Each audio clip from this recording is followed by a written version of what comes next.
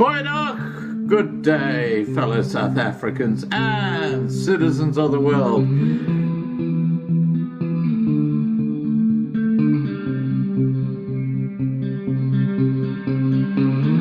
I've been looking around for salvation.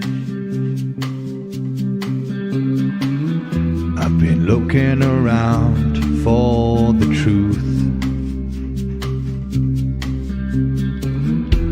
All around me I see frustration, and I looked all over till I found you. I sit and listen to your stories, and you're telling me, please don't worry. Lot in this world you should know, and love in life is where you should go. If you're looking for somewhere to go, if you're looking for someone to know, if you're looking for someone to guide you, then love in life will guide you.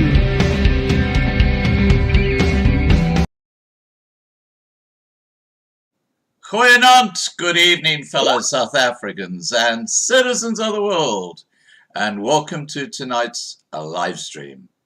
Firstly, this is a huge shout out to Rudy, our webmaster, who designed the special 100k subscribers,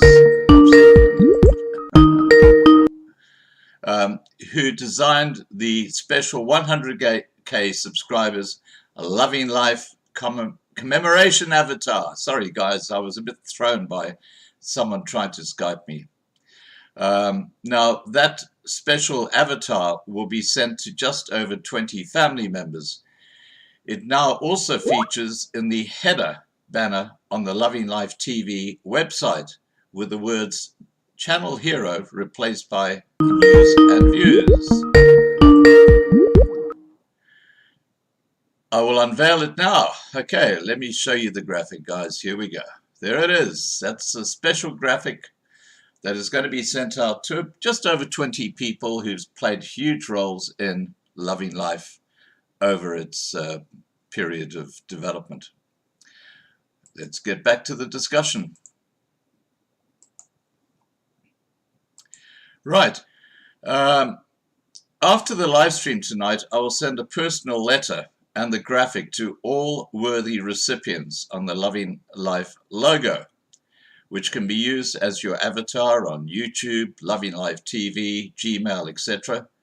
The recipients are people who have played, as I've just said, a huge role, an active role, at some point in time on Loving Life. We have several very important live streams coming up in the next few days. I just want to alert you to this fact. Thursday night, I have scheduled Dr. Jane Ruby regarding COVID-19. She's an American doctor. Friday night, Dan Root on the South African economy. Saturday morning, 24th, we will be covering the Worldwide Freedom Rally in Cape Town, Johannesburg and Durban live from about 10:30 in the morning. Let me just show you. There you go. There are the images.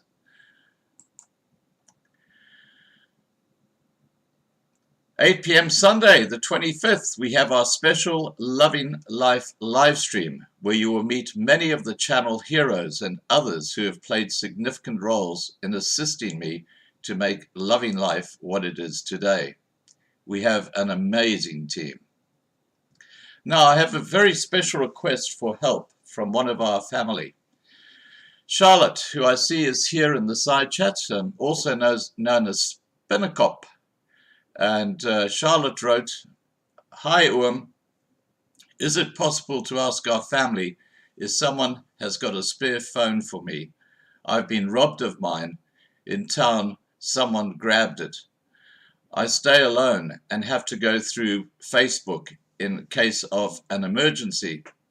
I got so much bad luck the last year, and now that I'm in the process to sell my house, but the agents can't even contact me without my phone. Neither can I advertise my art to sell. I'm sorry, to ask you again. I did try to get one with no luck. I'm so fed up with all the bad luck this year, and one thing after the other. And that was written by Charlotte, also known as Spinnerkop. And as I said, I see that she's here with us tonight. Charlotte, let's see if we can help you here. If you're able to help Charlotte, who is battling financially with a cell phone you perhaps don't use or need, please contact me, and I'll just drop my email address into the side chat here. And I will put you in touch directly with Charlotte. Okay, tonight we have several guests, including our resident singer, Winston Coetzee, resident pastor, Dan Berryman, who will join us much later for the closing prayer, Nikki from Mother's Mission, who we haven't had on for a while on Loving Life live streams, and finally Margriet Otto from DLS Couriers, who are delivering food around KwaZulu Natal. The discussion tonight is about food security and getting food to millions of starving people in KwaZulu Natal. Let me get them on. Now please guys, remember to subscribe to Loving Life to be kept informed, and to register on lovinglifetv.com to be kept informed. That's our new platform which we're transitioning to. Here we go. I'll just get them on.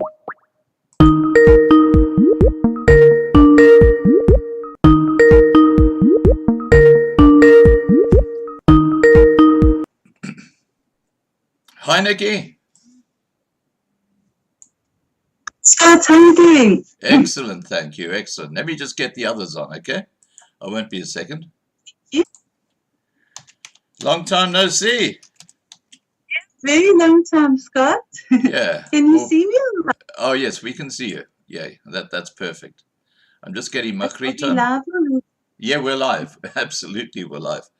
Okay, I'm just getting Margriet on, and then I will also get Winston on. And Dan Berryman will be joining us much later in the program. That's awesome. Thank you so much. That's okay. Ah. Hi, Margriet.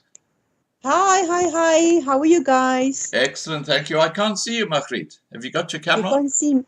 You need to open up your eyes. Really? Let me just, Oh, thank you. yes. Oh, there's Yeah. Winston. Okay, Hi, let me Winston. just... Nou gou help hier so liefie. Maar kan maar nie sien nie. Maar ek kan gou kyk hier so. Dit is so ver dat hy nog nie kan werk nie. Oh, it's my camera daar gaan. Oh, there you go. You got it now, I think. There you go. Now you're on. Winston, how are you, buddy? Good on you. Good, Uncle Scott. Excellent. And Margriet, now we can see you. Fantastic. Now, Great. Yes. you guys all know each other, don't you? No, Scott, none of us have met personally. Okay, well, let me do the I introductions. know the voice. I know the voice. Okay, the handsome guy in the bottom is Winston Coetzee. He's Loving Life's resident musician. The lady with the white background and the long brown hair, the lovely lady, is Nikki Cruden, who runs Mother's Mission. Let me get that right. And of course, we got Margriet Otto, who is involved with DLS Couriers, who do a lot of food deliveries around KwaZulu Natal. So do you want to guys say hello? Because we haven't seen each other before. Yeah, nice to meet you all. Hi there. Hi. Right. Now, look, I'm going to kick this off by asking Margriet a question.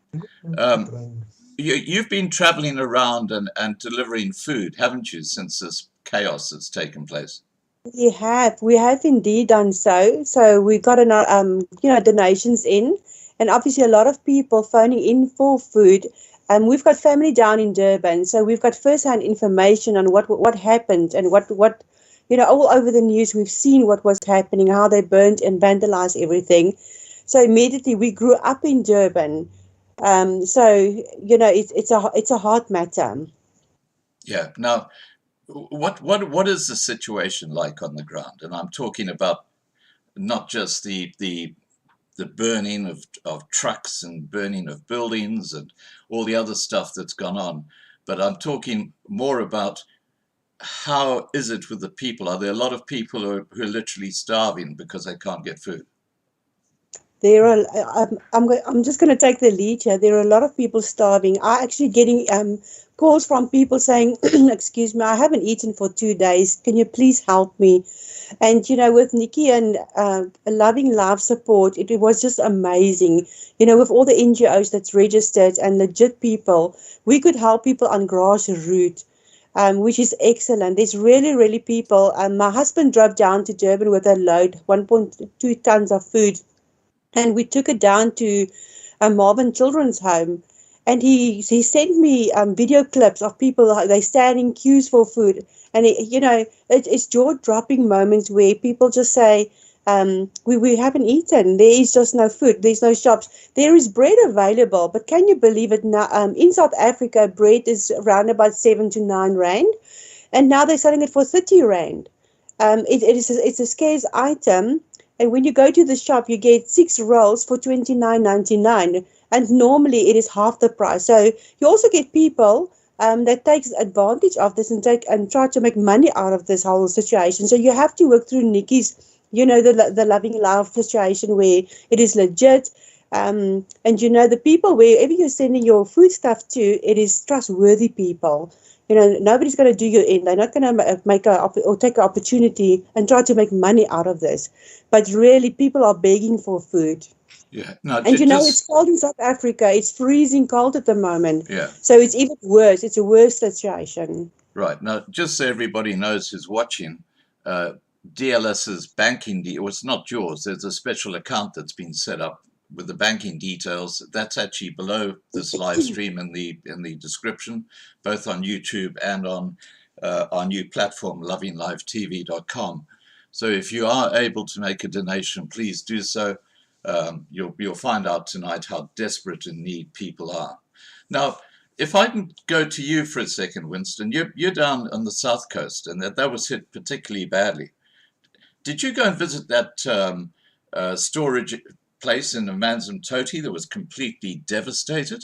I've seen some shocking videos of that. Yes, what had happened down, look, I'm a bit further down now, down the coast. I'm here by Margate and Ramsgate, down that side, but I have got friends and good friends on that side as well, by Toti side, and yes, they did take a couple of knocks, but luckily the community also jumped in and they defended the shopping centers that were there that did not get hit by looting. So they are not so bad. They didn't get that very, very badly hit down there. But Durban itself, if I look at Kunubia, the whole Kunubia macro, it was completely destroyed, and it is devastation at a different scale. If you look at Chatsworth, Phoenix, all those outskirt areas, they are absolutely nowhere now for the people to go and shop. And that's the problem there by Toti as well. There are a limited amount of shops that open now during the day. So people do queue by literally the thousands to get to these shops to buy. You've got your main hub, which is Durban, which has a lot of shops that has been destroyed. So all those people living there needs to go and shop somewhere. They need to get food somewhere. So they go down further down the coast or further up north like Belito, because Belito also, the people there defended their shops.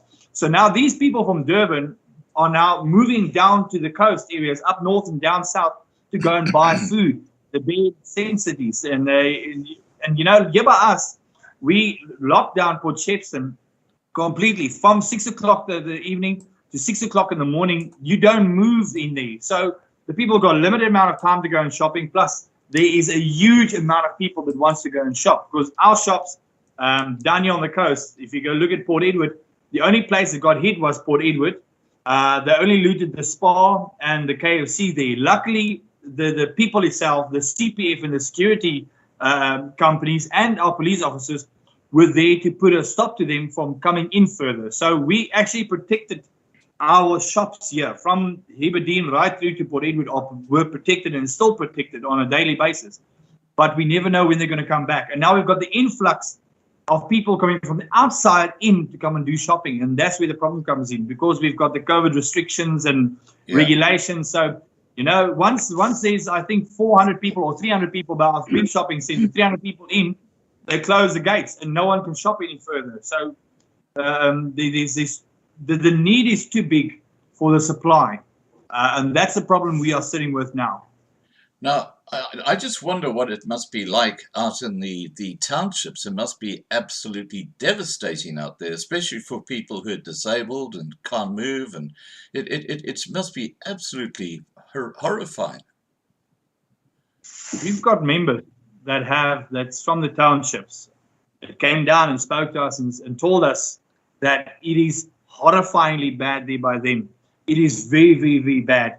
Not only do they not have work anymore, a lot of them have lost their jobs, especially around Durban and around those areas, have lost their jobs now because of this, but also now the food shortages because of the lack of supply now. So in the townships, it is going absolutely, it's crazy. I feel so sorry for those people living in townships that weren't part of the looting and so forth, because they ultimately are paying the price for what their neighbors did, for what the other people in the townships did. And it's a very bad situation. Even for us, if we want to go into the townships now and deliver food, we have to take protection with us. We have to take people with us, because there's two things that can go wrong. Number one, the main thing is those handful of looters, or I won't call them looters, a handful of people that want to overthrow the government, because that's what it's all about. They want to overthrow the government. Might still be in that area, and they might loot your truck as you're going to go in there and want to give food to the people. They might come in and want to loot you. Or number two, which is the more reasonable one, is the people are so hungry. Once you go in there, they're going to create a stampede, and they're going to create a massive influx of people that wants to get food, and that will put people's lives at risk and your life yourself at risk. It's a we see with the humanitarian crisis of epic proportions, and I don't think, a lot of people don't realize it. They think, oh, okay, our shops got burned. Okay. But now what about the people? The real hunger is starting to set in now. And the real damage is actually setting in now, with the amount of joblessness and the amount of people that are hungry, and we can't get to those people because once we go in there, it's still a volatile situation. So it is a big problem that we're sitting with here. Yeah, well, the savage irony is that yesterday, the South African Communist Party celebrated its 100th anniversary. And I was listening to their live stream, and you had Ramaphosa talking as if the country is in a fantastic, condition, and look what we've achieved as communists, and it was just I could have put a fist through the screen. I really could have, when I saw Ramaphosa saying things like that. Now, I'll get to you in a second, Nikki. I just want to get back to Margriet, because Winston raised an issue there about the dangers of driving, especially trucks laden with food into these sort of areas. And I noticed you sort of clearly had affinity to what he was saying. What's your experience been taking food into dangerous areas like that?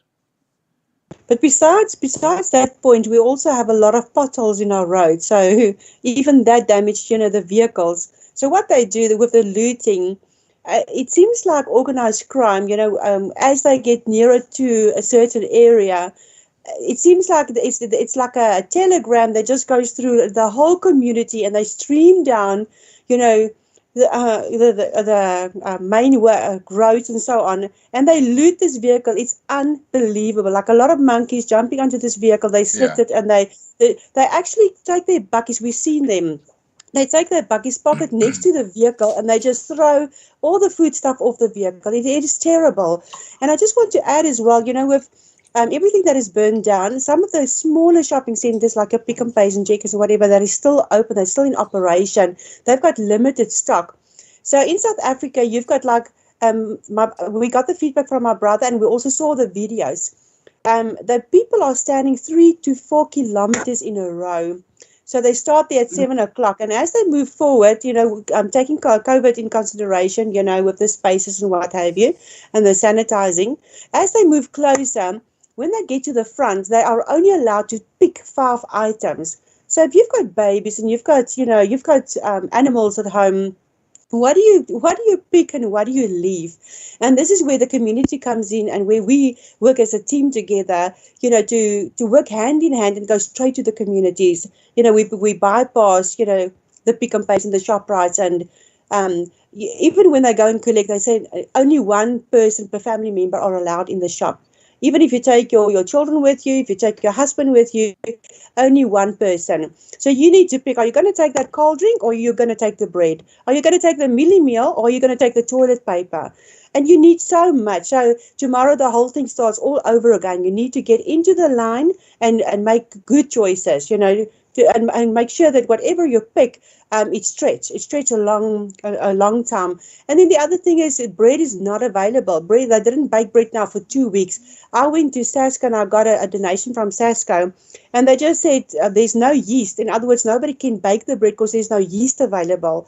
So I went ahead to many shops in our area and I bought up all the yeast. And as we pack and send stuff, I make sure that we send the yeast as well. So the donations the dry donations that we do send is stuff that you can bake a bread, bake your fat cook and make soups and, dishes, nice things that can last long and make food for big families.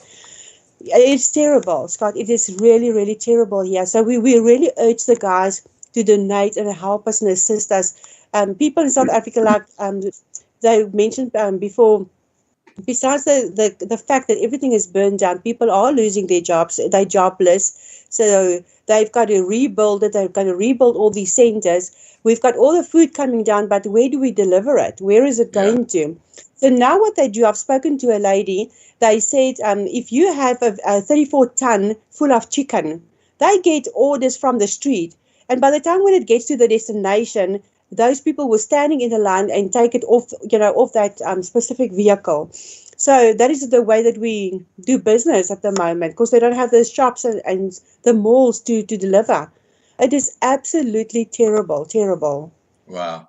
I've been advocating for people in South Africa in particular to prep for years.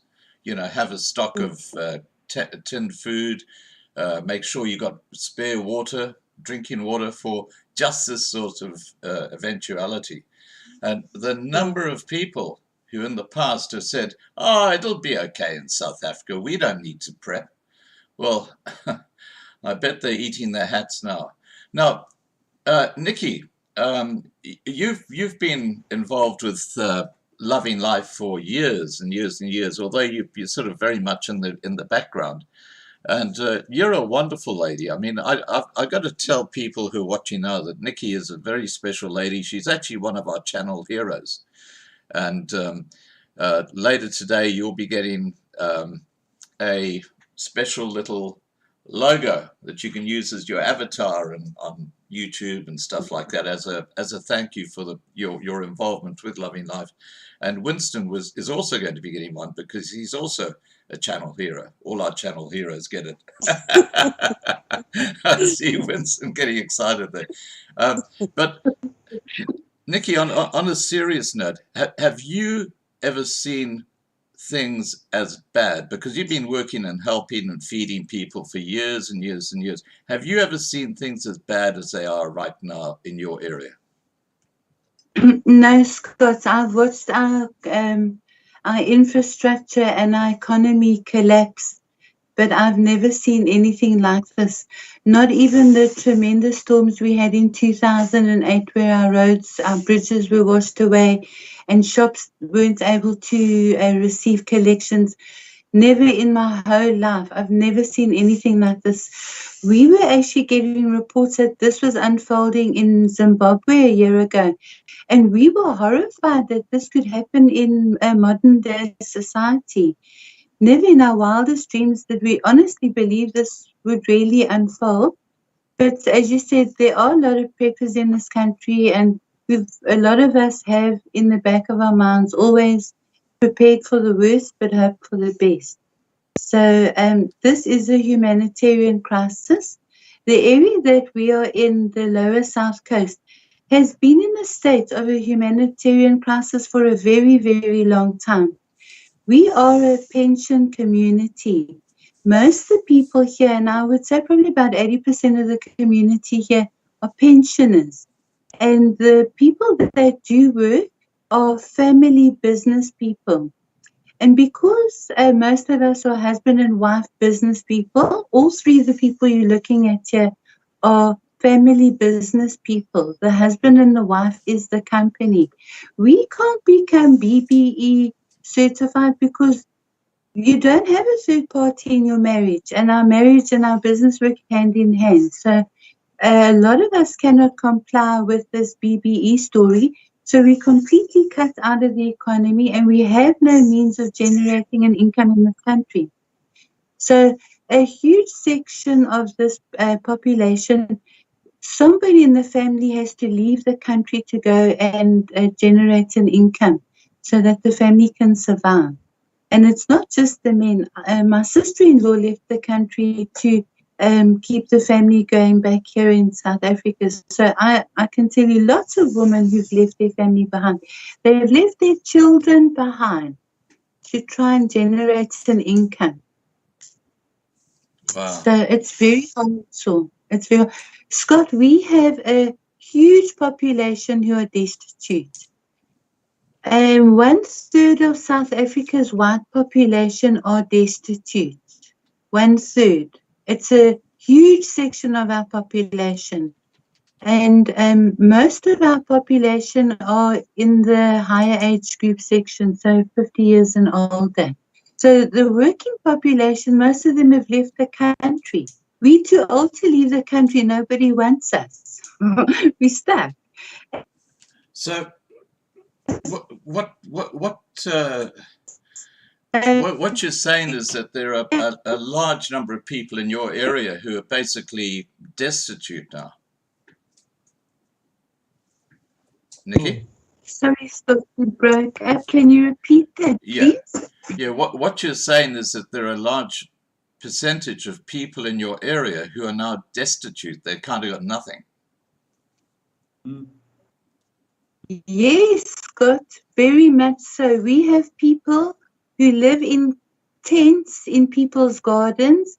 We've got people who live in the bush on the beach. We've got white people who live in black squatter camps. So I've done a food drive with Loving Life up to Pretoria, and I saw firsthand what those destitution camps look like. Yeah. And those are luxury facilities compared to what is happening here on the South Coast. Really, those are luxury facilities. We have got a population, our only form of income down here is tourism, and tourism has been completely throttled thanks to lockdown.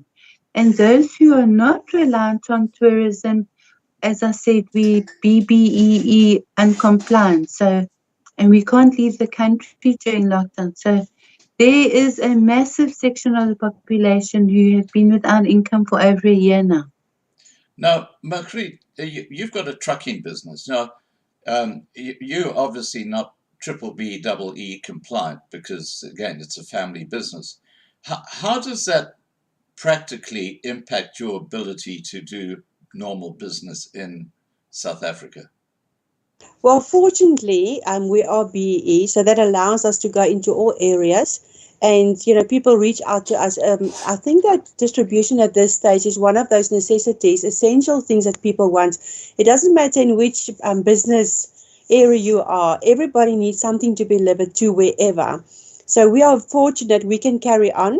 But now again, with this looting that happened, businesses burned down, people lost their livelihood. We've got customers, you've done business with them, they can't make payments because the business is non-existent, or they make arrangements to pay let's say 100,000 rand, they're going to pay 5,000 rand a month. So that puts one under pressure. You've got to make plans all the time to make sure that you stay ahead and, keep head above water, make plans, and you sort of just fighting your way ahead. So it is difficult, but I think we are one of those fortunate companies, or industries rather, that can carry on with business. Unlike, the bread, the Sasco's, people that's in the bakeries, people in the accommodation, like Nikki was saying, it totally came down to a standstill. Totally. People lost their business. Bed and breakfast, hotels, lodges, they all closed down. It is terrible. It is absolutely terrible. If you listen to the hotels, we're talking about 21-story hotels, buildings that came to a total stop and closed down. It is really hard for, it's terrible. Well, I was in Durban in 2007, and back then there was some once beautiful apartment blocks that went up like 30 stories, and you could see that they'd been taken over by squatters. And there was one particular circular one that I will never forget. It's quite close to Durban Main Beach, and on about the 28th floor, the big window had literally been tossed out, and there was no window, and you could see inside that room it was black. Clearly there'd been burning fires on the 28th floor of an apartment building. I mean, this happened 13, 14 years ago in Durban. So I hate to think what it would look like now. You don't want to see it. You don't want to see it, Scott. You don't want to see it. I know this. It's embarrassing, even to talk about it. You actually get people that rent houses, and then they make fire in the middle of the floor because that's their culture. They don't use the stoves that is prepared for them, the gas stoves or even the electricity. They take the wood outside and they will make their fire. You can't. It's terrible. There's a video that went viral just this morning of a young guy who's having a bath in a looted washing machine. He's filled the washing machine full of water and he's having a bath in it. I don't get it. I just don't get it. I can see Winston's got his head in his hands. Winston, what's going through your mind at the moment? Yeah, no, Scott, I've also seen a lot of these videos, of these looters that are bragging about they bought TVs and couches and, all these luxury fancy things. And now they're sitting with a big problem. That's what I'm thinking about the guy with the washing machine. Now, they bought all these nice, they didn't buy, sorry, excuse they my language. stole. Normal people buy stuff. Looters take stuff. So Yeah. They took all these things, put it inside their houses, and now they're bragging. And now we have some of our members, our intelligent members, that are also telling us that these people that stole stuff and fridges are full of stuff and stuff, they can't leave their houses because if they leave their houses, their neighbors are going to come steal the stuff that they stole. So it is an absolute, it is madness. So these videos can come out. I know. He is stuck at his house. He can look at his nice washing machine, but he can't turn his ass to go somewhere else because then someone else is going to come steal his washing machine and the food they stole anyway. But you know what that means? That South Africa is actually getting a lot of security guards. If you have to watch your own stuff all the time, it's terrible. Sure. Yeah, we've seen a lot of videos of people. They obviously with the looting. They actually show they're bragging in their little houses where they stay in their hot houses. They open up the fridges, then you will see they lined up like 7 of them. And as they open it up, you will see all the sausages. You will see all the cheeses. Everything that they could take, they fold it and they brag. But the worst part is they don't have electricity to keep the stuff cold. And they don't realize, you can't eat a fridge, you can't eat a freezer. Yeah, exactly. And they got this demand from someone to say they've got to do the looting. And they said, okay, so the food will last for, let's say, 2 weeks. What happens after 2 weeks? They're waiting now for plan B to get rid of all the stuff because it's standing in their way. They don't know what to do with it. They're just going to dump it. And can you imagine what is happening in our insurance industry? The insurance must be flooded with all the insurance claims. I mean, let's talk about the insurance. I mean, it's terrible. Well, what is going to happen with insurance? Everybody's insurance premiums is going to just shoot up. Yeah, well, I think a number of insurance companies are going to go belly up as well because they won't be able to afford the payments they've got to make. Exactly, yes. Now, really, the damage that was done during that period of looting, we're only now just starting to see the fruits of the damage, because now is a time when, as a result of burning down shops and destroying trucks, that whole supply chain has been broken, hasn't it, Margriet? It is totally broken down. So people's got to come up with plans. People need, the wonderful thing is when you get involved with the NPOs, people that supplies food and so forth, obviously the queues are getting longer, the lists are getting longer. But the wonderful thing is, there's groups created and the groups are growing. As people get added up into a group, they say, oh, the group is full, make another one, make another one. So everybody moves over to Telegram, which can take, much more info and people to add on. But it's absolutely wonderful, the communication that is happening, to be hands-on on what is happening in your area. And also, when they do the shopping, you can only shop in your area. You are not allowed to shop in another area. You have to take your water and lights or any proof of residence to say that I'm staying here, so I am allowed to shop here. So, I use the word terrible all the time because it is absolutely a terrible situation. And we need to rebuild all of this all over again. And it's like Nikki was saying previously, already South Africa was in a state. I mean, there's pensioners, there's people that is in need of food parcels. COVID hit us, businesses closed down, and now the looting is upon us. I mean, it's gone already, but how long is it going to take to rebuild all of that? It's going to take, I don't want to say months, it's going to take much longer than months. I see lately people just build buildings and, the next moment you'll see 6 months down the line, a house is standing. But there's like 15, I don't know what the total now is, but when I watched the last time, it was something like 15 billion rands of looting. So how do you get, how do you restore all of that? How long is that going to take? The one thing, maybe a good thing, how shall I put this, is that it's creation of jobs again. People will have jobs, to rebuild and put up the buildings and whatever. But where is all that money going to come from? That's the problem. That is the next question. That's the problem. Yeah, where's the money going to come from? Yeah, look, I think that the effects of what happened in KZN and Gauteng will be with the areas for years and years and years to come. I think it's going to, digging yourself out of a big hole.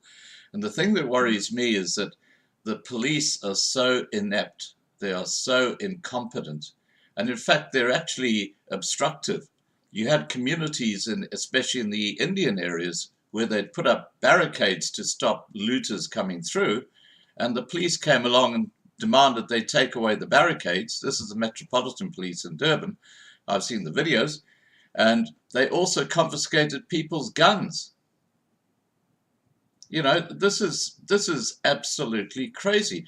Have you heard any stories like that, Winston, of that happening?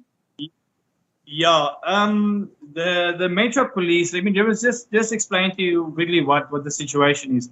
Look, there are so many branches of police services. You get the normal law enforcement, which is a municipality branch. Then you get the Metro Police, you get the National Police, and then you get, of course, your normal police officers, and you get your military. So The communication between the two branches and the three branches is a big problem. They are not all clued up onto what happens.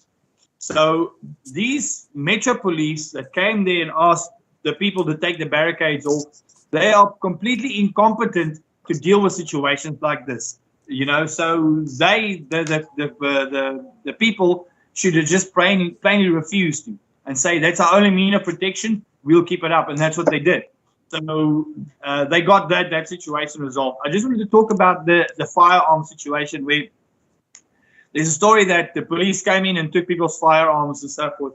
Now, we as well, we're standing at night. Now, I've got my vest on. I've got my firearm right here in front in my vest, you know, open for everyone to see. But we are busy with an operation, which is a different situation. You know, if you just normally walk casually along the street, you know, you can't have your firearm visible to people. But when you are in a stressful situation and you are busy with an operation, like you are a patroller, or you are CPF, or you are community protection, you know, you've got the full right to have your vest, or not even your vest, but to have your weapon with you and have your weapon even exposed. I'm not saying you must keep your weapon in your hand. That's a different situation. But if your weapon is holstered and it is ready for use, so which means it's not concealed, it's open, 100% fine. And we've established that. Now, those guns that were taken away, most of them were taken away in Phoenix and in Chatsworth because in the Phoenix morgue, there are 20 plus bodies lying in the morgue with bullet holes in them. So the police went around to take people's guns just to see if it's that gun that was used to, you know, to obviously kill that person. That's where that story came from. And it's, now I just have to make it clear to the people also listening and people down on the South Coast, if you are busy with an operation, you have got the fullest right to keep your weapon with you and ready to use. So no cop can come there and tell you, Woody, you must give me your gun and so forth. If you have a legal gun, if your gun is licensed and it's your gun, no cop can come to you and say, Woody, I want to take your gun. You must tell them straight. They must actually just go and read their laws and their regulations.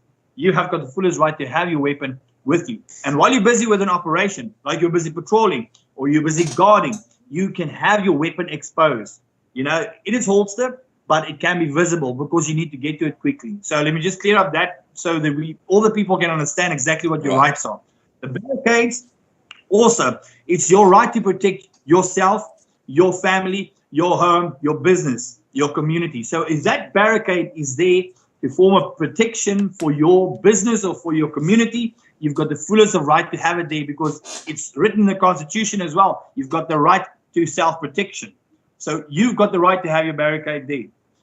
There's a couple of regulations around it. You know, it must be illuminated and people must be able to see it so you don't cause an accident, but you have got the right to have it there. So we can just clear that up straight from the point get-go. As long as you've got your weapon with you and you're busy with the operation, it's a licensed weapon, no cop can come and take your weapon. As long as you're busy with an operation, you've got your barricades up, no cop can come there and take it away. And the Metro Police, you don't even have to listen to them because they are so lost. You know, they were also part of the looting as well. We saw that one video where they're also part of the looting as well, also loading blue vans. So Metro Police can absolutely go and stuff themselves. They'll below the ranks. If you have a problem, you phone your police station or your police commander because he is up to date or she is up to date with the latest regulations and they know the law. So you can't, no cop, if a cop comes there, and I want to tell you now straight, if a cop comes by you and they want to take your weapon, there's going to be big stories. You don't give your weapon to a police officer. You can follow them to the police station and there it can be, you know, check if it is a valid license and if it's a valid firearm, but no cop can just stop there and say, would you give me your weapon? That doesn't happen. Never. So that's the only thing I wanted to say about that situation, just to clear it up. Yeah, there was weapons taken, but it was from people they suspected was involved in shooting the looters. And that's the only thing that happened there. Okay, well, look, I've just got a couple of comments to make regarding the police. And the first one is that Bekesele, the Minister of Police in South Africa, you know that his greatest achievement when it comes to academics is he has got a teaching diploma. That's it. He's got a teaching diploma. He's got no degrees. He's got no related academic qualifications. He has a teaching diploma, which actually gives him authority to actually go and teach in primary schools. That is how far that teaching diploma takes him. I called him well, look, it's like having Schladi Mutzening.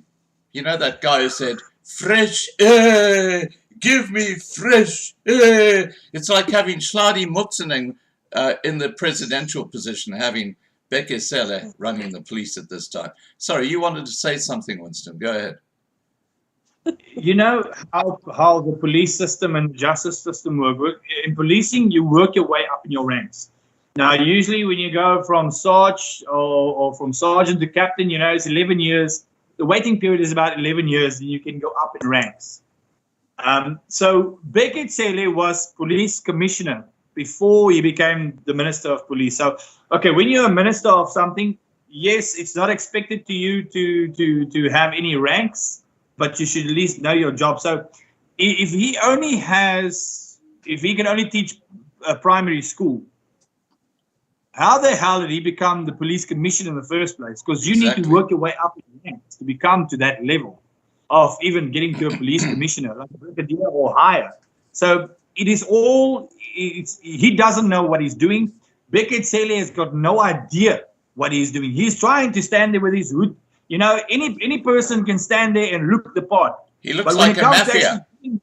That's where they all fall off the bus, the whole lot of them. I can also go stand there with the hat looking like Arnold Schwarzenegger, but if someone asks me a question like, okay, where did you, those badges, you know, those honorary you know, each of those should be earned.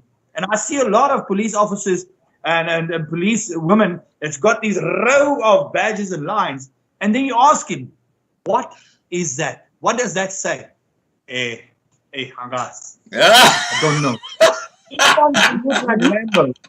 But you need to be able to act the part, and it's clearly proven over and over. The only thing Bekesele can do is lock up people surfing, lock up people riding bicycles, and of course, lock up old people running. That's the only thing he can do. Yeah. Other than that, Bekesele can't do nothing. You must go back to primary and maybe get some other, maybe just another line of work. Because I don't even think teaching will be good for him. I don't even think he can do that good. I've got to just share with people who are not from South Africa, and Winston used a word there, angazi.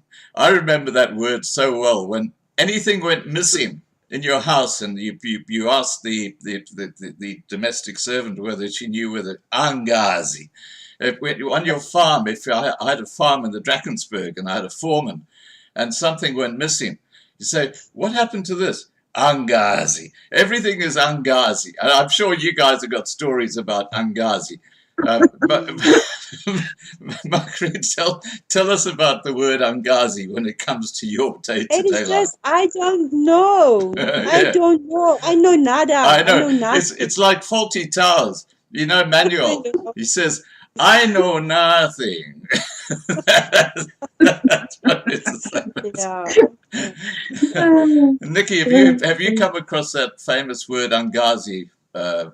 Obviously you would have, but can you tell us a couple of situations where you come across the word angazi? Yeah, Aish is the first one that comes to mind. Everything is Aish and angazi. So my angazi story, I had a domestic worker. She used to scoop all the washing powder and the sunlight soap and so no plastic containers stuck around, especially my honey container. So I'm a camper. I like to be out in the bush, and it's handy to put your food in sealable containers. So I decided I was going to film Miss Angazi and record her. So I put the camera on top of the fridge and told her I was on my way out and put record on, and off I went, and I came back a while later and had everything in full record. How she scoops everything. The first thing she did was ran to the fridge and filled her mouth, and her eyes were as big as saucers looking to see who was looking. Then she quickly filled up all the containers with sunlight soap and sugar and all the things she needed. And what she did with the sunlight soap and the Stay Soft was she filled the bottle up with water so it didn't look like anything was missing. So she did the soap and the jick and the... So when she came back to work, and that was the terms and conditions, we have a zero tolerance for theft. It's completely against our culture. Whereas in their culture, if you have ample, they are entitled to help themselves. And that's their Ubuntu. But their Ubuntu for us is Angazi theft. So when she arrived at work, I invited her to sit on my couch and watch my TV, and I made her a cup of tea and served her some biscuits. And had the conversation about the theft. So she says, no, she doesn't steal. So I put the video on the TV and we were watching. I said, oh, Victoria, that looks like my lounge. I'm Gazi,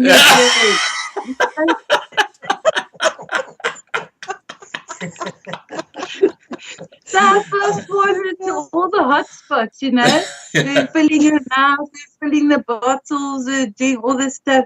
And she denied it, even though she was looking at the evidence. So anyway, we paid her off and she never did come back. So unfortunately, that's the kind of thing we have to deal with. And as Margriet was saying, our local businessmen can never drive from Port Shepstone to Kokstad with an open vehicle and goods on the top, underneath a tarpaulin, because it won't get to Kokstad.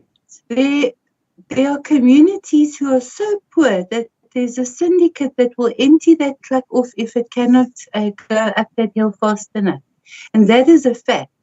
And one of the local businessmen in my town, he used to drive in convoy behind his trucks because so few of his stock actually made it back to Port Shepstone. And unfortunately, he died in a head-on collision doing this. So our roads are in a very bad state. I know so many people in my town, and we only have 300 houses in my village. I live in a retirement village, and we have normal houses. It's just that our population is mainly pensioners. And so many people in the last, call it 5 years, have died, mainly due to the state of our roads. Wow. It's so bad when they cleared the paving. So we live in a subtropical rainforest. If you don't maintain the pavements, it will be a jungle in no time. So what happened was the grass started growing over the tar, and when they came to redo the line on the tar, at least half a meter of the tar was now overgrown. So instead of putting the line in the center of the road, they now measured the new center of the road. So now the lane for the vehicle is too narrow for a vehicle. So Nikki, you planning and management, Scott. Nikki, you invited me to come and visit you, and you were just stating now that so many people are dying on the roads, hey? So I'm going to stay right here where I am. I know my road very well. It's so bad, Scott, that every single week somebody dies on the R102.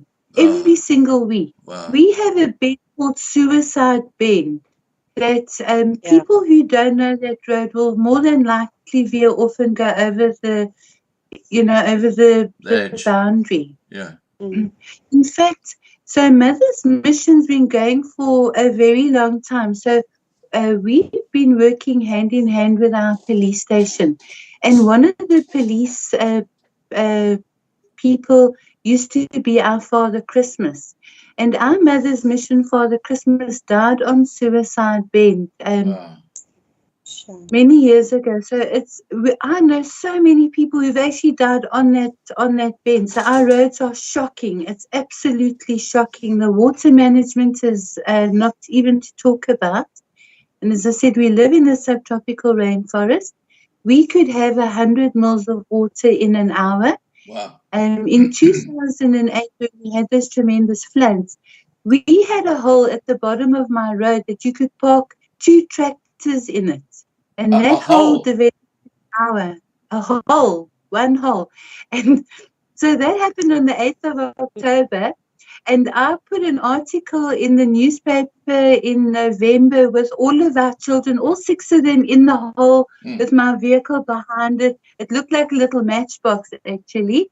And just commenting that I hope this is sorted out before the tourists arrive, because there isn't even a warning that there's a hole. And it's dark here. We don't have street lights. So it's very dark. It gets dark early. In winter, it's dark about 5:30. So there's no street lights. The roads are very narrow. They don't cater for pedestrians or cyclists. Our infrastructure is completely pathetic. It's shot. So, yeah. No, Yeah, just to add on to that, just to give an idea, Scott, I'm in Stilfontein, that is northwest, our province, and Nick and I spoke today, and I said to her, I'm 11 hours away from her. If I go by road, if I travel to her. Winston, I don't know where you are, where are you situated, but I'm closer to Joburg. Joburg is about an hour and a half, 2 hours away from me, where the looting also happened. I don't know the severity of it. My footage and videos and everything that I've seen was basically in KZN, and that is where we help at the moment. So it is nice to know you are in Australia. Nikki is 11 hours away from me, and you, Winston? Where are you? Well, 11 hours away from you. I'm on the lower south coast. Are you also lower? Okay, all right. You'll have to do a bit of a dangerous tour down that way. If it's think about this. If it's dangerous for the locals to get on the roads, what's it like for the tourists? I mean, seriously, it's just crazy. Now, just talking about traveling. Now, Margriet, you started this food collection for KwaZulu Natal. Now, have you been doing this before the riots or only since the riots? No, we've got a courier company. We service 6,500 destinations countrywide in South Africa. So daily, that is what we do. And like I said in the beginning, I've got family down in Durban. We grew up in Durban. It's my hometown. And when the looting started and we saw, everything that was happening, my brother phoned me up and he said to me, I don't know, I've got my hands in my hair. I don't know what to do.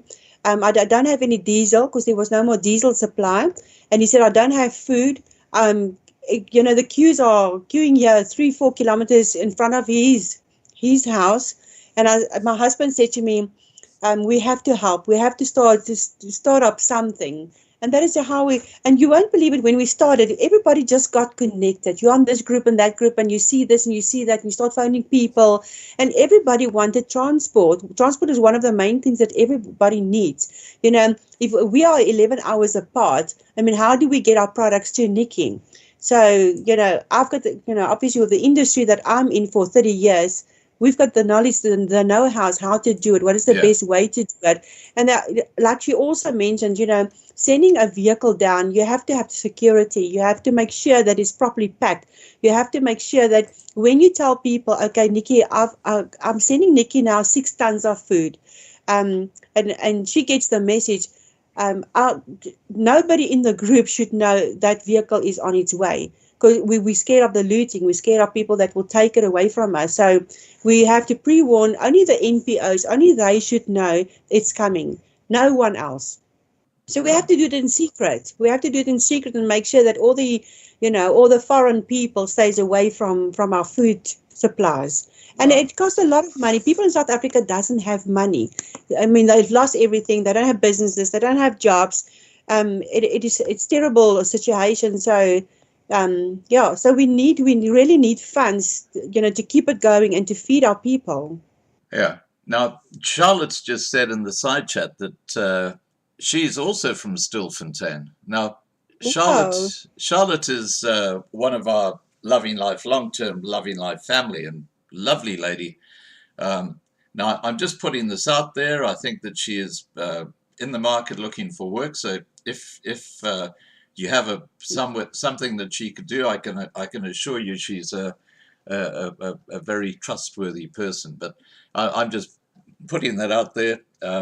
let Marlena know, and we'll put you in touch. But okay, now let's continue, because I'm fascinated by what DLS are doing.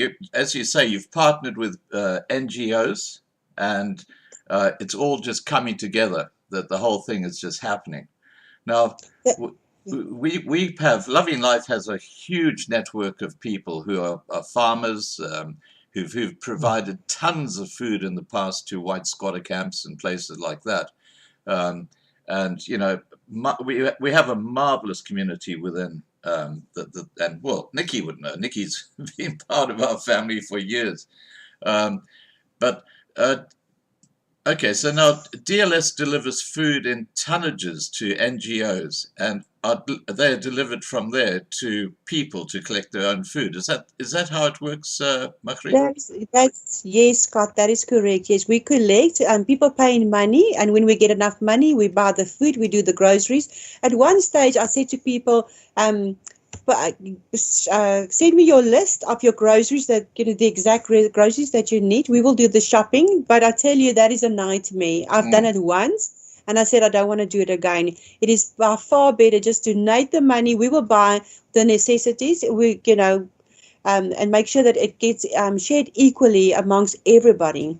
So getting into the nations, we know the whole of South Africa, we know the roads, and you know that the one of our main roads, the N3, was totally locked. It was blocked out.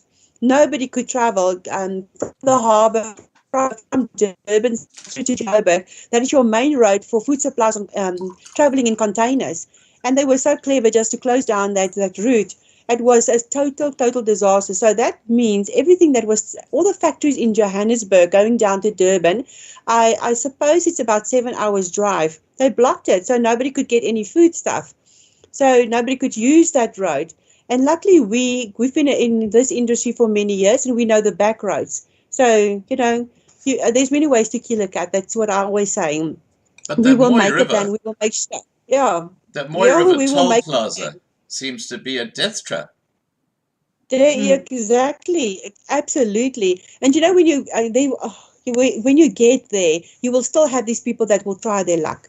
And there was a lot of damages done, at the what do you call that thing, the toll gate where you go through. There were so many damages done to the system itself. Yeah, so it's just with crazy. The industry. It is, Scott, I don't know whether one can really describe it in words. You have to see it to believe it. You have to see how it's burned down. When you drive into a hometown and you say there's nothing, you hear people cry and say, just look at this. Everything is gone. There's nothing. Yeah. It's like a foreign place where you drive in. Yeah, it's dark and it's ugly. It's haha. I think the biggest problem in South Africa is a cultural aspect, and that is that there is no understanding of cause and effect. So if you go and steal a copper cable that comes from a buy station for Eskom, you're going to cut off the electricity to X number of thousands of people, and that's what I'm talking about. There's no understanding of what they're doing and how it's going to impact other people. I think then, and that could be applied to just about anything that gets stolen in South Africa. There's just no understanding of, okay, if I do this, that's going to be the effect. And when we talk about the looting, the biggest casualty here has been starvation and jobs. I mean, really, those are the two big things that have resulted. And it's like shooting yourself in the foot, isn't it? I mean, seriously. What do you think, Winston? Yeah, they've really, but I think they are starting to realize the mistake that they've made. Because of the country already being in a very volatile situation with job losses from COVID and the regulations. So they've already felt that now with this, luckily it was only 2 provinces, it was only KZN and Gauteng. But imagine if this is spread through the whole country, what would have been left of this country? What would we have? Luckily, it's only the 2 provinces, so we can still get help from other provinces, with food-wise and so on. But imagine if this thing spread through the whole country, which I think they wanted to happen. Oh, they did. These Yeah. These I would call, I don't know what to call it. I just call them thieves and thugs. The mindless and clueless thieves and thugs. They would have hoped, their hope was to go into Durban and get the media attention and bring it on every news channel. Look, there are people walking out with free stuff. And then the people sitting at home hungry would say, I'm also going to go out and get free stuff. Their hope was for this to spread to the whole country. But luckily, we as South Africans we've evolved past this whole racism tension and, it's the white, it's the black, it's the Indian, it's the colored. Majority of us has already evolved past it. We like, okay, because every time you put on the news, some minister or somewhere is going to talk about race. That's the only thing you can talk about. They don't talk about how to fix the problems. They want to always blame something. The IQ is so low, that's the only thing they can focus on. But majority of the country has moved on. And this that has happened now has blown up in these people's faces so much because they want to push racism and it's the white monopoly and that and all that. But what happened was completely opposite.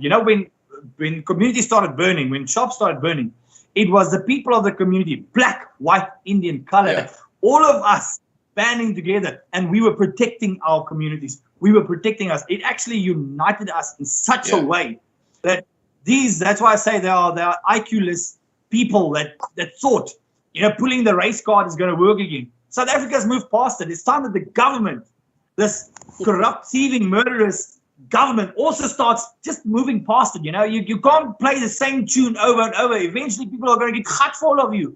We are so hurtful of hearing the same thing. The whole of South Africa is tired of hearing the same tune.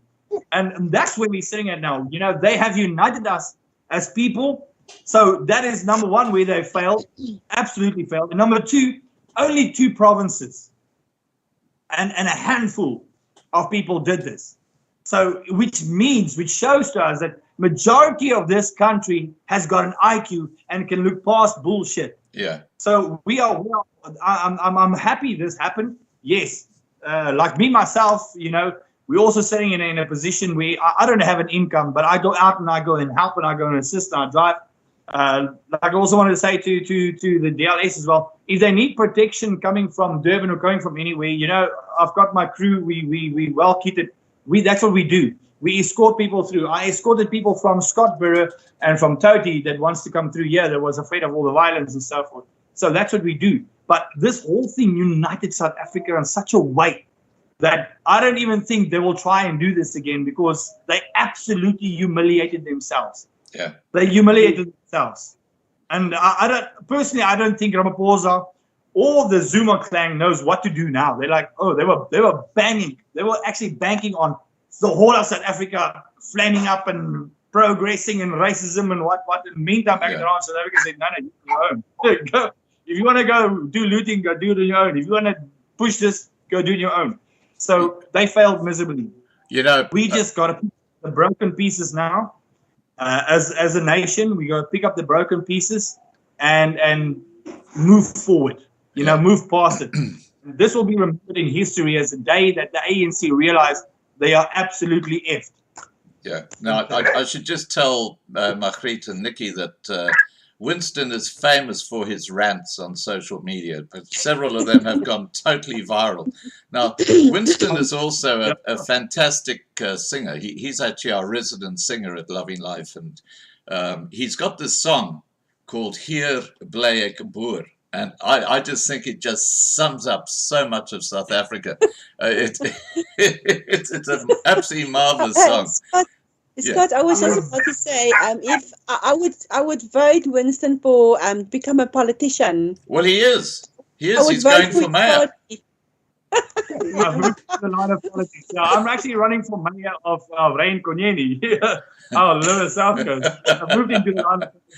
And he's the only time we have a voice, or actually the only time we'll be able to say something, is if we sit next to these people in parliament. If we sit next to them in council, that's the only time they will listen to us. Now, we're standing on the streets. I've been pepper sprayed so many times, and I've been water canvassed so many times. I'm hurtful of that. I don't want to go that route anymore. So I've realized the only way that they will listen to us is if we sit right next to them in council. So I have to take the political route. I've got my own political party that and that's the only way. I want to sit next to that Oakland Council and tune. No, jy's besig om nou aan te jaag. I don't like what you're doing. No, sit. I think we've got a new nickname for you, Winston.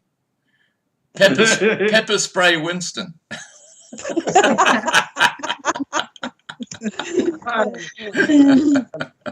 Scott, that is also one of the things is, we need to give people voices again. They don't have voices. Their voice has been taken away from them.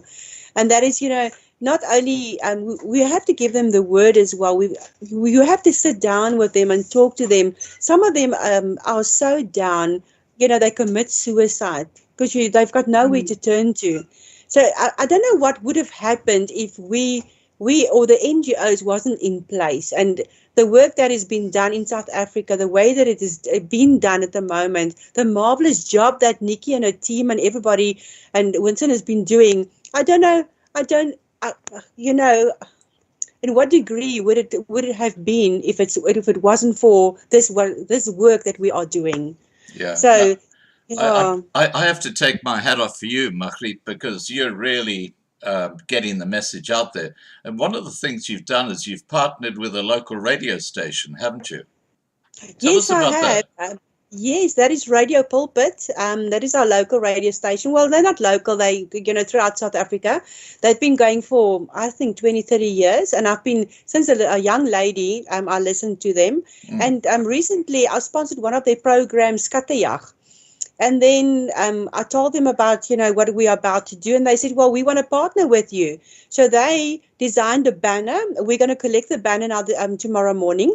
So when we travel again with the vehicles, we're going to put their banner all over, and take photos so it goes up onto their website.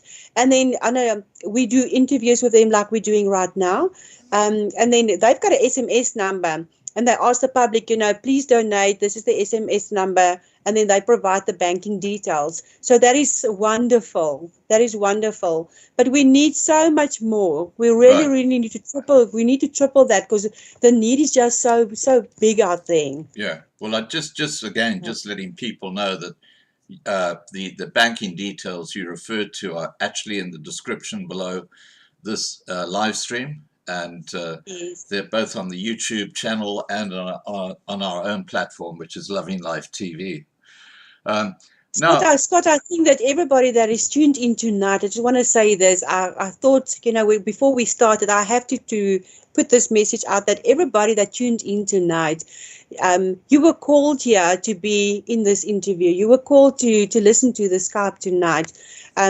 So I hope that your heart is touched and that your ears were touched and that you would listen to the great need of South Africa, that we really need your support. We cannot do it without you. I've got the transport, we've got the knowledge, we've got the NGOs going, we've got the infrastructure, but if we don't have the money to actually go and buy the food stuff and put it together and transport it, there's nothing.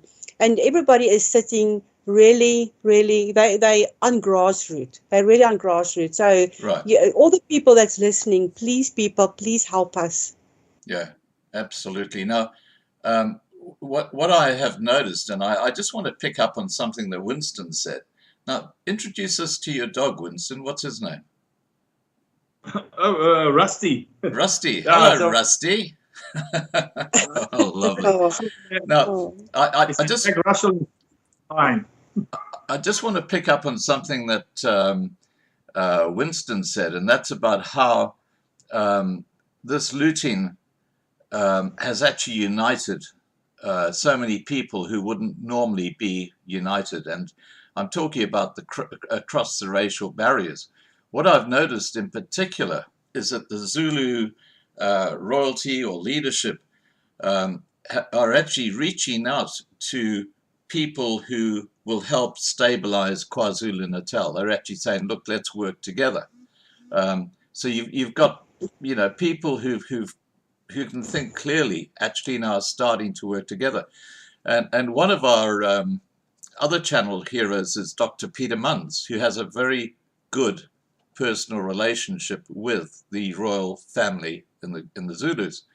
And he has said to me that, look, it's interesting how these groups are unifying because they realize that what has happened is just so bad for the province of KwaZulu Natal and its future. So I think that's probably the positive, if there is one, the silver lining, if there is one, in what happened. So do you want to talk to us about the importance of uniting and rebuilding?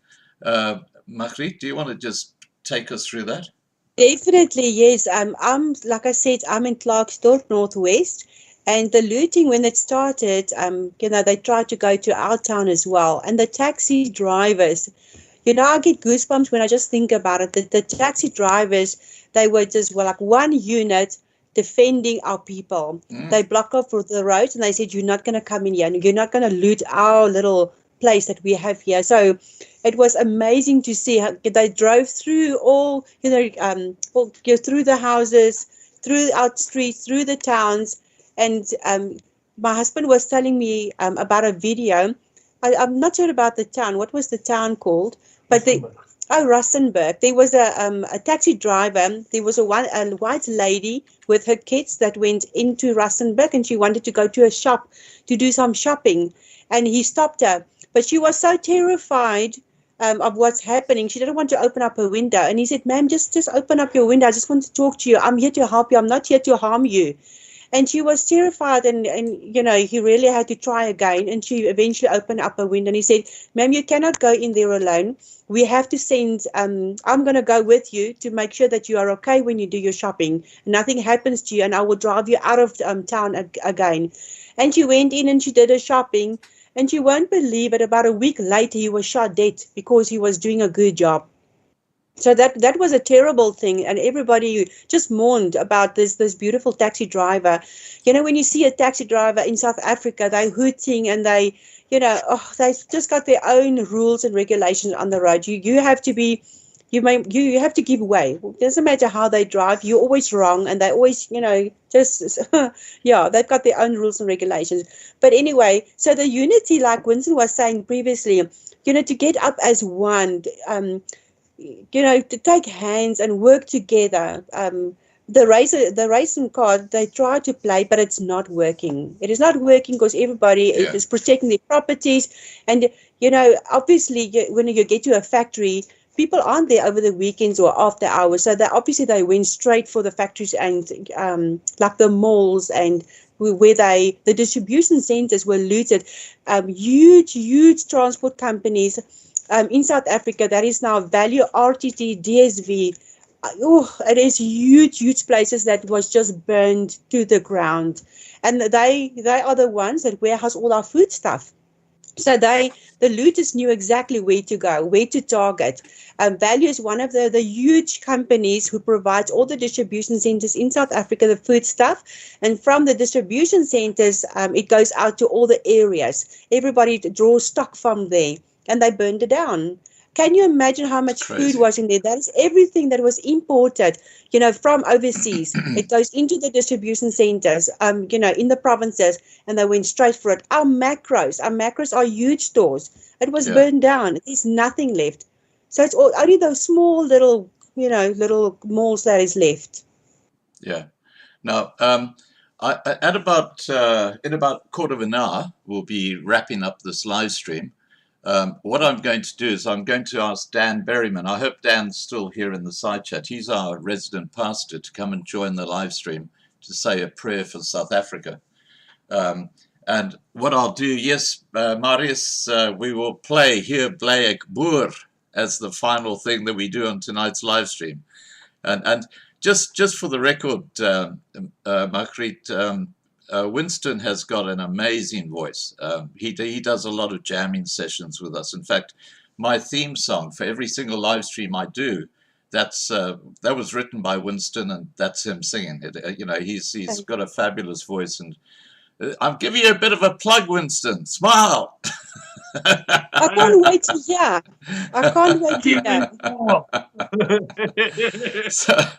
So we'll wrap up tonight's live stream with Hier Bly Ek Boer. Now, Nikki, what are your thoughts about how South Africa can recover from what happened? What are the best steps South Africa can take? Sure, there's so many things we can do, but we need to focus on our children, Scott. We have an enormous amount of orphans. This government, if it was really out to look after its people, it would have made sure that every single student went to school and the orphans were housed in orphanages, preferably at school, where their food would be secured, as well as their education. We have a population explosion and a zero infrastructure development. So 20 years ago, we already had too many students for the schools. There are a lot of babies, everywhere actually, especially in our area. There's a massive population explosion in the rural areas. Sadly, it's mainly teenage pregnancies. And there is no infrastructure for them whatsoever. The government has removed all the infrastructure we used to have, like the orphanages and the child line and the child welfare, and I can carry on for hours. That entire infrastructure is gone, as well as our security, like the commandos, which used to protect our farmers. So we need our management structures back. We need our Willierot, our Saadrot. We need all our boards back that manage our infrastructure. So our farming industry is extremely important to us, and we are the Garden of Eden, and this country could actually develop a massive infrastructure if we managed our ecotourism properly, because we have an incredible wildlife. We have a diverse ecology in South Africa. You can find the whole world in South Africa, from deserts to rainforests. Yeah. So our country is really magnificent. And then, this race card that the government has played, it's failed. So I've always said I am racist. I'm extremely racist. I'm one of the most racist people you'll ever meet. Racism should have a positive connotation. South Africa has many, many different races. We have 11 official languages. And all of our races have got beautiful things in their culture that we don't understand. That's why there's conflict, because we don't understand each other's cultures. Yeah. And tourism could bridge that gap. If we had a place to showcase, like have cultural villages where we could showcase the world and use that for tourism, ecotourism, that would certainly have a massive impact. And then South Africa is so full of talent. If you look at the world, South Africa has developed all kinds of incredible people, from medicine, law. I can carry on forever, but our sports industry is something that has been completely neglected. One can earn a very good income through tennis and cycling and so many different things, but cycling in particular could definitely have a massive impact on the South Coast. We've got some of the world's top mountain bike cyclists. Wow. One of the projects I've started was the Pamula Cycling Club. We were sponsored by KZN Cycling, and we were getting the rural people who were walking to school onto bicycles. We got them trained up, because you can't just arrive at a race. There's a whole etiquette. You got to wear uniforms. You got to be like, when you go to military, you go through training. So it's the same with every sport. And the infrastructure here is just completely collapsed from every single field. The transport. So transport's very important. Transport determines the country's development. Yeah. Our transportation has collapsed. On the South Coast, we used to have a magnificent railway line that used to take children to school, housewives to the shop to buy their groceries, etc. That railway line only works for Idwala carbonates, which takes their raw minerals to Durban for the Chinese market. It doesn't support the local industry at all. Margriet cannot put her goods on the railway line and send it to the closest railway station, which is how we used to move goods in this country. Yeah. That system doesn't work at all. So you've asked me a very detailed question. I've tried to give it to you as quickly as possible. Our pensioners are extremely important. We need them because they've got the knowledge how Yeah. to build the infrastructure that we've now lost. And our children, if we don't take care of them, they will basically become feral, which is what the lower South Coast is dealing with. We have got thousands of children who live in the sugarcane fields and take care of their siblings because their parents have died of AIDS. So, and back to the racist thing, if one is racist and says, look, I'm only going to help the white people, that is a very short-term plan, because when the rural people realize they've got no food, but the white people are being looked after, what do you think is going to happen? We're going to cause a security issue for the white people. So we are not a grey nation. We are not all trying to be the same. We are all very different. We have a diverse culture, 11 official languages, and everybody is different. And we need to showcase that to the world, and not to mention our resources.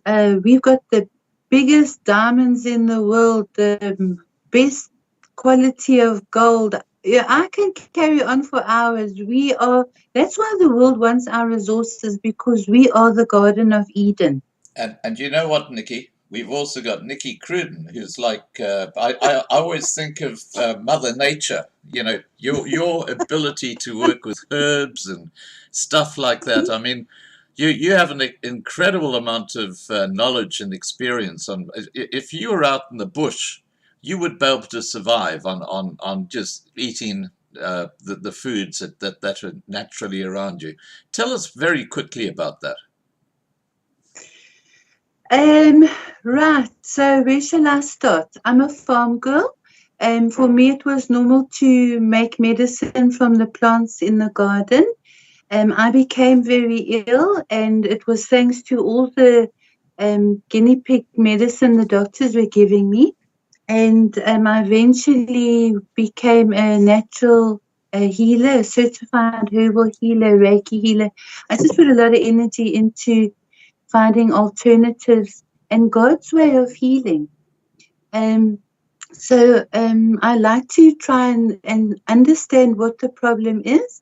And I realized I was poisoning myself by the way I was feeding myself. So having a diet that's full of colorants, preservatives, MSG, aspartame, all these diet products was the actual reason why I got so sick.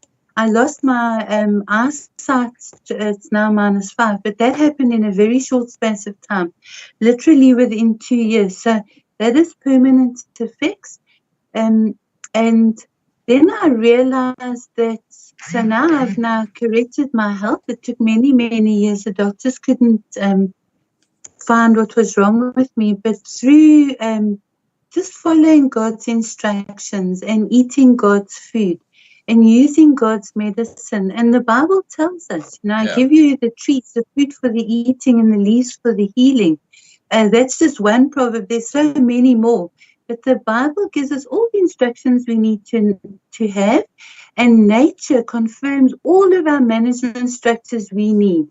And most of discoveries like Velcro, zips, all of this, those things all came from nature. Somebody observed what was happening in nature and applied it. So exactly. It's so important to understand nature.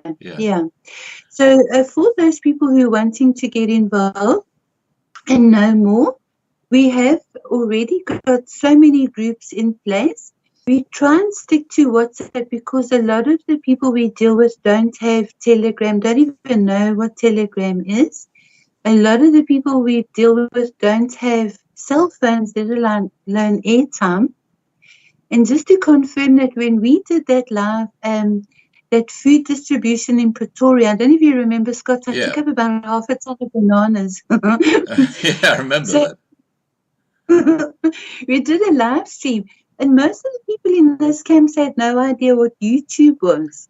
Oh, wow. Well, there you go. Now, Nikki, how can people contact you? Have you got a Facebook page, Mother's Mission, or how can people make contact with you?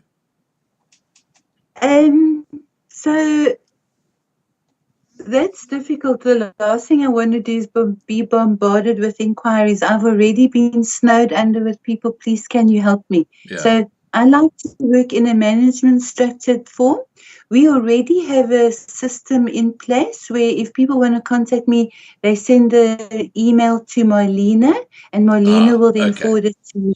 I see Thank Marlena's you. here, so if Marlena can just put her email address in the side chat, and to contact Nikki, just email Marlena. Now, Yeah. Margriet, getting back to you. Winston, are you still here with us? Oh, there he is. Okay. I just to put kids in beds and so forth because they were running around here. And I was No, like, that's okay. Well, I had a request that'll get them really excited, and that is from a couple of people in the group have said, on the side chat, has said, can Winston just sing one song without music? In other words, you pick a song and just sing to us a bit, a Neil Diamond song or whatever, just because they just want to hear you singing. Now, you're going to be singing on Sunday night for us anyway, but yeah, please go ahead. But I'm going to be singing Hier Black Boer in Afval. That's what, also while I was doing this, I just quickly stopped and I just got my sound on and stuff. Oh, so I'm ready cool. to sing. Okay, well, do you want to sing that for us now? Here, Black Boer. I'll do Hier Black Boer, at the end. Okay, all right. Now, Winston, if people want to contact you, can you tell, you obviously have like a security detail. If people want to contact you about perhaps, talking to you about protection they need or whatever, what's the best way for people to contact you? They can also get through to Marlena or through to you. And Okay. we've got our own protection team. So we go and we also escort vehicles and escort trucks and, Right. whoever needs protection, we go out and we go and help. And it's all will work through Marlena. And there's one central point if they want to know anything about anything. Okay, so Marlena, you're going to be a busy lady. Now, Margriet, just getting to you and DLS. Now, one of the things that your company does is delivers across the world, doesn't it? Do you want to tell us a bit about your business? So if people are looking to get stuff delivered safely, just over to you. Yes, we've got the majority of your youth transport companies, they deliver to the mills and what have you, right throughout the country. So they fill up all the silos. And in month end, they obviously need their invoices to be paid. So we do a lot of invoices. We do huge loads, 25 tons, 34 tons. And then we've got your smaller parcels, your flyers. We service like the 6,500 destinations in South Africa, so we go all over. And yet I will get people that say, but do you go to Pofadder, and do you go to Kakamas, and do you go to, we go all over. Then we also go cross-border, Lesotho, Swaziland, Namibia, all those places, and then we fly overseas. Whether you want to ship something in, whether you want to warehouse anything, whether you want to send a wine to whoever, whether you want to send guns to whoever, whether you want to send diamonds to anyone, we do all of it. There's nothing that we don't do. We do dangerous goods, we do paints, we do just about anything that you can think of, we do. There's nothing that we don't do. So people are very welcome to contact me. Now, how do people contact you? I'm going to give you an email address. Yeah. If people wants to contact me, it's Margriet. It's Magriet. Yeah. Dot. My surname is Otto, Otto. Yeah. At mweb, mweb. Yeah. .co.za. That is also on our advert. I'm sure that the email address is on there. But other than that, via Nikki, Marlena, maybe she can assist there. Okay, so Marlena's the central point. Wow. Okay, I'll just put your email address in the side chat anyway. Great. Okay. Thank you. Now, thank you, Scott. That's fine. Now I'm going to get Dan in to join us, and then while I'm doing that, do you want to set up for Hier Black Boer, Winston? Oh, yeah. Already there. Okay.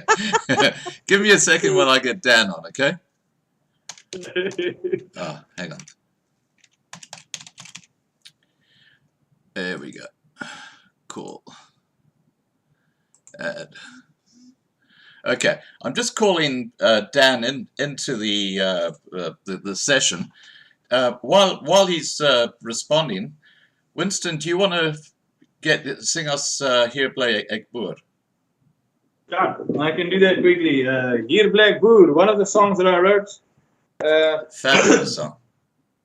Not too long ago, but it's a very, very lovely song. It's called Hier Bly Ek Boer. Hier is 61,000 van ons voorvaders het op die grens ons gesterwe, vir ons bereik is. Die is my land, die is my land. Hi, Dan. Hi, Scott. Hi. Can you hear me? I can. Right. Die Bybel is die woord waar hy regeer. Soos die grond op die aarde, hier bly ek boer. So diep in die nag sal die vyand kom, hier bly ek staan en ek draai die op, want die maak my nie bang nie, hier bly ek boer. Die is die land van vooruit sal vaar. Die is my bloed, my sweet, my reg. Die is die plek van my voorvaders leef. Die is my land voor wat ek jou sê. Die is die plek van my mense voel. Hier bly ek voel. Die somer wat weer geland. By jou paal maan ek hier onszelf. Die staan weer die lande. Hier was sy woord. By bottels sy diep in die grond geplant. By seuns soos my pa, los ek vir jou die land. En jy hoef nie te vrees nie. Hier sal jy boer. Die is die land van vooruit sal vaar. Die is my bloed, my sweet, my reg. Die is die plek van my voorvaders leef. Die is my land voor wat ek jou sê. Die is die plek van my mense voel. Hier bly ek voel. Die liefsang kom, die liefsang kom. I'll say. Wow, fabulous. Now, we got a very special request, Winston. Winston, Marlena says, can you please sing one opera song? Now, you're going to be singing for us Sunday night, so I'm going to leave that to you. Would you like to just sing us one opera song? Then I think that Marlena will be happy. And then after that, we'll get Dan on to wrap up the live stream with a prayer. And sorry, everybody, meet Dan. Dan's the guy with the model ship behind him, and he's our resident pastor. Lovely, lovely man. He's currently doing a prayer shield around South Africa in an ultralight, using Flight Simulator, I might add. But you know, we're pretty far on the journey, aren't we, Dan? Yeah, Scott. I've just finished leg 16 with a Viking warrior aboard. Oh, Marius! Oh, fantastic! Oh, that's great. That's great. So, and that's taken us down to Uppington. Oh, fantastic! Nikki, meet Dan. So we're more than halfway. Fantastic. Margriet, meet Dan. Winston, Hello, meet Dan. Dan. Oh, hi. Hello, Margriet. Hello. Winston, hi.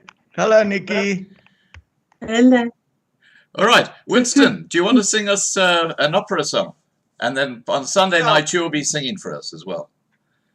Lekker. I think while we somewhere, Pastor Dan is going to do a prayer for us. So let me sing the prayer, and then Pastor Dan can also do a prayer. Yeah, okay, fantastic. Andrea Sarah Brightman sang the song. It's called The Prayer. Oh, lovely.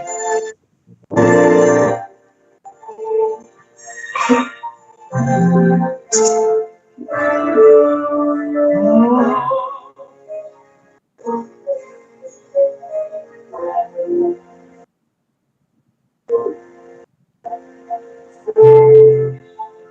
pray you'll be always. Watch us where we go and help us to be wise in all the times when we don't know. So let us be your prayer when we lose our way.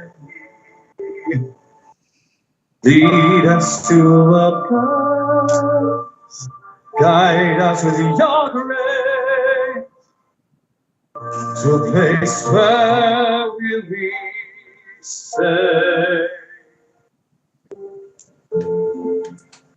La luce che tu dai, la quale resterà, di coraggio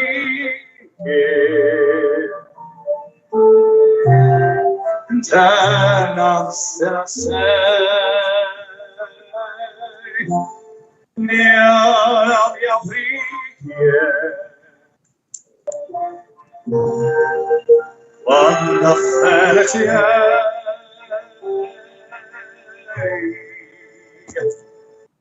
lead us to a place, guide us with your grace, give us faith so we'll be saved. Soriano senza violenza, col modo di giustizia e speranza, sei una figlia, mai carità, Signore, pace di fraternità. Buona forza che tu dai,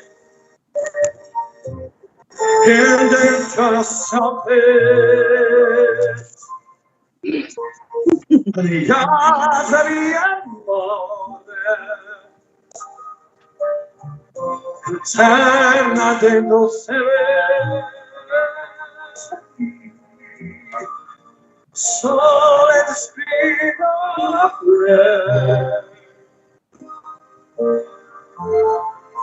just like every song,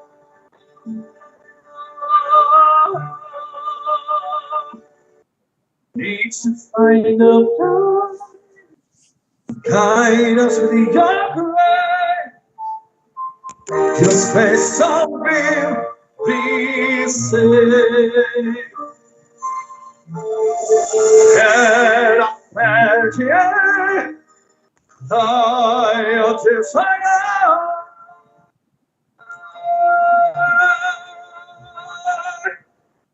sento che ci sono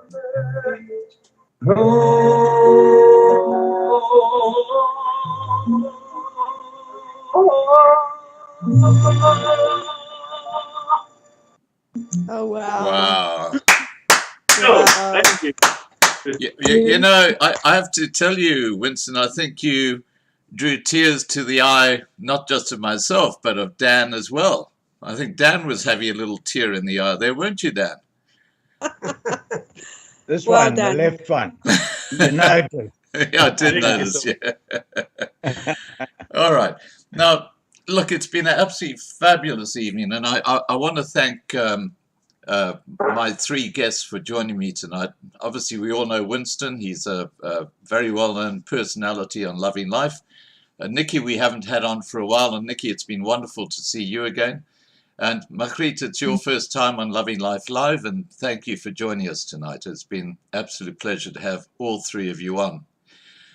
And now we have the man of the moment. We have Dan.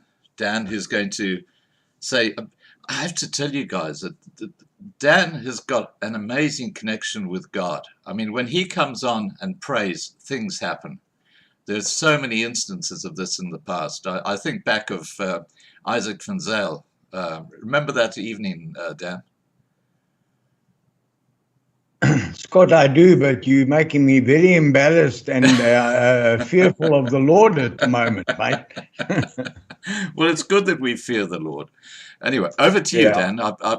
We're all in your hands.